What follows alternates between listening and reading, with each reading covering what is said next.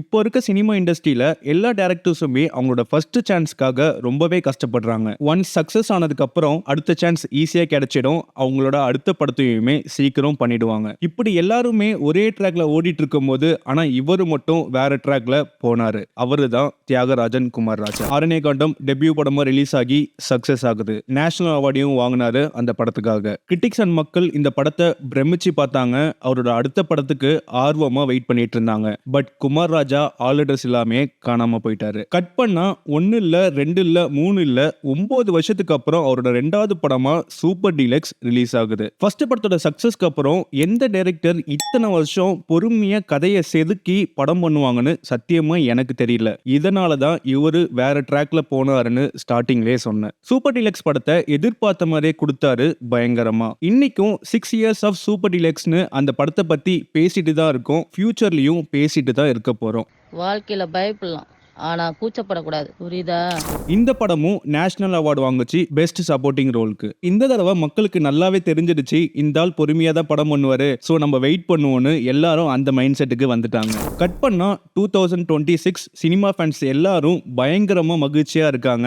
எதனாலனா 7 வருஷம்க்கு அப்புறம் தியாகராஜன் குமார் ராஜாவோட 3வது படத்தோட ஷூட்டிங் ஆரம்பிச்சிருக்காரு. பிளஸ் படத்தோட ஃபர்ஸ்ட் லுக் போஸ்டரையும் முன்னாடியே ரிலீஸ் பண்ணிருக்காரு. அது கூடவே படத்தோட மேஜர் கேஸ்ட் அண்ட் க்ரூவையும் அனௌன்ஸ் பண்ணிருக்காரு அந்த போஸ்டர்லயே. படம் வரதுக்கு இன்னும் 1 வருஷமோ இல்ல 2 வருஷமோ கூட ஆகலாம். பட் இந்த செய்தியை கேட்டதுக்கே குமுதா ஹாப்பியானாச்சு. தியாகராஜன் குமார் ராஜாவோட 3வது படமான பாக்கெட் நாவல் ஒரு மிஸ்ட்ரி கிரைம் த்ரில்லர் ஜானர்ல ரெடி ஆயிட்டு இருக்கு. படத்தோட ஒன்லைன் என்னன்னு பாத்தீங்கன்னா, சினிமா இண்டஸ்ட்ரியில இருக்க ஒரு ப்ரொடியூசரை சாவடிக்கிறாங்க. அதுக்கப்புறம் என்ன நடக்குது, யார் அந்த மர்டரை பண்ணா, அதனால யாரெல்லாம் அஃபெக்ட் பண்றாங்கன்னு ஒரு சின்ன சினிமா வட்டத்துக்குள்ள நடக்கிற ஒரு கதை தான் பாக்கெட் நாவல். இப்போ நீங்க ஃபர்ஸ்ட் லுக் எடுத்து பாத்தீங்கன்னா, டாப்ல ஒருத்தனை ஷூட் பண்ணதுக்கு அப்புறம் கீழே விழற மாதிரி ஒரு இமேஜ் வச்சிருக்காங்க. அதுக்கு மேல பாத்தீங்கன்னா ஒரு பணப்பெட்டி கீழே விழற மாதிரி இருக்கு. நான் சொன்ன ஒன்லைனை இங்க நீங்க கனெக்ட் பண்ணி பார்க்கலாம். ஒருத்தனை சாகர மாதிரி காமிச்சிருக்காங்க, அவனுக்கு மேல ஒரு பணப்பெட்டி. சோ அவன் ஒரு ப்ரொடியூசரா இருக்கலாம், இல்லாட்டி ஒரு ஃபைனான்சியரா இருக்கலாம். ஏன் அப்படி சொல்றேன்னா, படத்தோட பேரு பாக்கெட் நாவல். சோ அந்த நேமை கனெக்ட் பண்ணி இது ஒரு சினிமா பேக்ட்ராப்ல நடக்கிற ஒரு கதையா இருக்கும்னு சொல்றேன். அதே ஃபர்ஸ்ட் லுக் பாட்டம்ல பாத்தீங்கன்னா விஜய் சேதுபதி மேல இருந்து கீழே விழுறவனை பார்த்த மாதிரி இருக்காரு. சோ அங்க இருந்து என்ன தெரியுதுன்னா, இவரு அந்த மர்டருக்குள்ள மாட்டிட்டு அதுல இருந்து எப்படி தப்பிச்சு வெளியே வராருன்ற மாதிரி கதை இருக்கலாம். பார்க்கலாம், படம் வந்ததுக்கு அப்புறம் தான் தெரியும் எவ்வளவு விஷயம் நான் சொன்னது மேட்ச் ஆகுதுன்னு. படத்தோட ட்ரைலர் பார்த்தாலே தெரிஞ்சிடும் நான் சொன்ன ஜானர் அண்ட் ஒன்லைன் எவ்வளவு மேட்ச் ஆகுதுன்னு. வெயிட் பண்ணி பார்ப்போம். இப்போ படத்தோட கேஸ்ட் பாத்தீங்கன்னா விஜய் சேதுபதி லீட் ரோல்ல இருக்காரு. இனிஷியலா இந்த கதையை யார்கிட்ட நரேட் பண்ணி கன்ஃபார்ம் ஆச்சுன்னா மணிகண்டன் தான் இந்த படத்துல லீட்ல நடிக்கிற மாதிரி இருந்துச்சு. பட் என்ன ரீசன்னு தெரியல, மணிகண்டன் ஸ்மூத்தா ப்ராஜெக்டை விட்டு வெளியே வந்துட்டாரு. கடைசியா வந்து சேர்ந்தவர் தான் விஜய் சேதுபதி. இந்த கேஸ்டிங்கை சத்தியமா எதிர்பார்க்கவே இல்ல மாளவிகா மோகன் அண்ட் ராஜ் பி ஷெட்டி. மாளவிகாக்கு இது ஒரு நல்ல சான்ஸ். அவங்களோட ஃபுல் பொட்டன்ஷியலை காமிக்கிறதுக்கு ஒரு நல்ல கிரவுண்ட் கிடைச்சிருக்கு. எப்படி மணிகண்டன் பண்ண வேண்டியது விஜய் சேதுபதிக்கு போச்சோ, அதே மாதிரி இனிஷியலா இந்த ரோல் சாய் பல்லவி கிட்ட தான் போயிருக்கு. அவங்க தான் பண்றதா இருந்துச்சு. பட் கடைசியா போய் சேர்ந்துச்சு மாளவிகா கிட்ட. ராஜ் பி ஷெட்டி யாருன்னா, அவர் ஒரு கன்னடா ஆக்டர். ரீசெண்டா லாஸ்ட் இயர் வந்த சூ ஃப்ரம் சோ கன்னடா படத்துல அவரை பார்த்திருப்பீங்க. இவரை நீங்க இப்பதான் கேள்விப்படுறீங்கன்னா, அவரோட கருட காமன ரிஷப வாகன படத்தை பாருங்க. அவருடைய பொட்டன்ஷியல் எந்த மாதிரி இருக்கும்னு உங்களுக்கு தெரியும். இவர் வெறும் ஒரு ஆக்டர் மட்டும் இல்ல, இவரும் ஒரு டிரெக்டரும் கூட. அந்த படத்தை அவரே டிரெக்ட் பண்ணி தான் நடிச்சிருக்காரு. இப்போ இவர் தமிழ் சினிமால டெபியூ பண்ண போறாரு பாக்கெட் நாவல் மூலமா. இவங்க கூட கிஷோர் ஒரு இம்பார்ட்டன்ட் ரோல் பிளே பண்றாரு இந்த படத்துல. கிஷோர் எந்த மாதிரியான ஆக்டர்னு நம்ம எல்லாருமே பார்த்திருக்கோம். எந்த ரோல் கொடுத்தாலும் அந்த ரோலுக்கு அவரை அடாப்ட் பண்ணி எஃபர்ட்லெஸ்ஸா அந்த கேரக்டரை புல் ஆஃப் பண்ணுவாரு. நான் ரொம்ப எக்ஸைட்டடா இருக்கேன் குமார் ராஜா இவரை எந்த மாதிரி காட்ட போறாருன்னு பார்க்க. என் லேபிள் இருக்கிற சூப்பர்னு கூட அவன் மேலே கை வைக்கிறதுக்கு பயப்படுவான். போ தைரியமா. இன்னொரு ஷாக்கிங்கான விஷயம் என்னன்னு பாத்தீங்கன்னா, இந்த படத்தோட கதை குமார் ராஜாவோடதே இல்ல. என்னடி சொல்ற?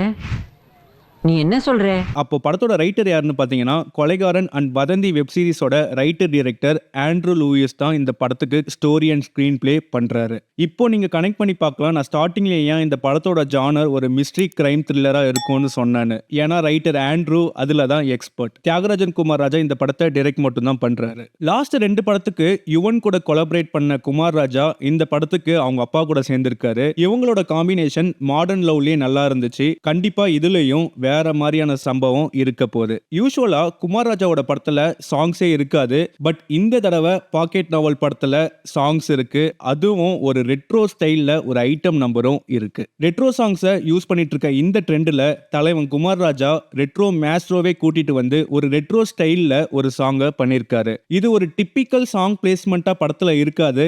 கண்டிப்பா தியாகராஜன் குமார் ராஜாவோட டச் எப்படி இருக்குமோ அந்த மாதிரி தான் இருக்க போகுது.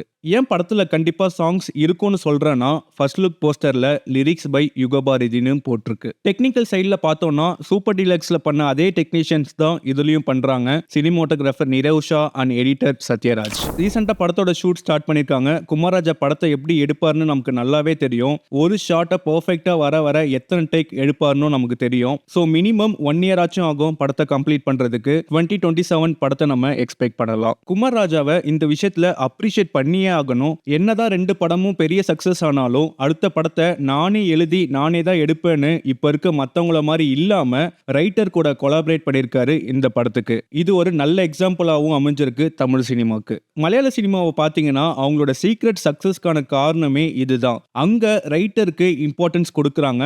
எல்லா படத்தையுமே ஒரே ஆள் எழுதி எடுக்கிறது கிடையாது. ரைட்டர்ஸ்னு ஒரு டீமே இருக்கு ஒரு படத்துக்கு. ரைட்டர்ஸ் அண்ட் டிரெக்டர்ஸ்னு 2 பேருக்குள்ளேயே ஒரு ஹெல்த்தியான ரிலேஷன்ஷிப் இருக்கு. எந்த ஒரு ஈகோவும் இல்லாம கடைசியில படம் நல்லா வந்தா போதும்னு எல்லாரும் சேர்ந்து வேலை செய்றாங்க. எதையும் மத்தவங்கள பார்த்து இன்ஸ்பயர் ஆகுற நம்ம கொஞ்சம் இந்த நல்ல விஷயத்தையும் நம்ம எடுத்துக்கிட்டா இண்டஸ்ட்ரி ஹெல்த்தியா இருக்கும். கன்சிஸ்டன்டா நல்ல படம் நம்மனாலையும் கொடுக்க முடியும். இப்போ தியாகராஜன் குமார் ராஜா அதை தான் பண்றாரு. ரொம்ப சந்தோஷமா இருக்கு. இதுக்கு முன்னாடி சூப்பர் டீலக்ஸ் படத்துலயும் ரைட்டர் கூட கொலாபரேட் பண்ணிருக்காரு அடிஷனல் ஸ்கிரீன் பிளேக்கு. மிஷ்கின், நலன் குமாரசாமி, நீலன்னு 3 ரைட்டர்ஸ் ஒர்க் பண்ணிருந்தாங்க சூப்பர் டீலக்ஸ்ல. இந்த டைம் கம்ப்ளீட் ரைட்டிங்கும் ஆண்ட்ரூ லூயிஸ் பண்ணிருக்காரு. கண்டிப்பா ஒரு சாலிட் கிரைம் த்ரில்லரை எக்ஸ்பெக்ட் பண்ணலாம் இந்த தடவை. பாக்கெட் நாவல் படம் ஒரு பேன் இந்தியா படமா எடுக்கிறாங்க. தமிழ் இங்கிலீஷ் மட்டும் இல்லாம ஜாப்பனீஸ்லயும் போஸ்டரை ரிலீஸ் பண்ணிருக்காங்க. அதை எக்ஸ்பெக்ட் பண்ணவே இல்லை. மகாராஜா படம் விஜய் சேதுபதிக்கு சைனா அண்ட் ஜப்பான்ல ஒரு நல்ல ரிசப்ஷன் கிடைச்சது. ஸோ பாக்கெட் நாவல் படத்துக்கு ஒரு வேர்ல்டு வைட் பிசினஸை ஓபன் பண்ணி கொடுத்திருக்கு. சில பேர் நினைக்கலாம் ஏன்டா தியாகராஜன் குமார் ராஜாவை இவ்வளோ பில்டப் கொடுத்து அவ்வளோ பெருசா பேசுறேன்னு. அவங்க எல்லாருக்கும் நான் சொல்லிக்கிறது ஒரே விஷயம் தான். உங்களுக்கு பாஸ்மதி பிரியாணி பிடிச்சிருக்குன்னா எனக்கு சீரக சம்பா பிடிச்சிருக்கு. ஸோ அதனால தான் நான் பெருசா பேசுறேன். என்ன மாதிரி இருக்க அவரோட ரசிகர்களுக்கு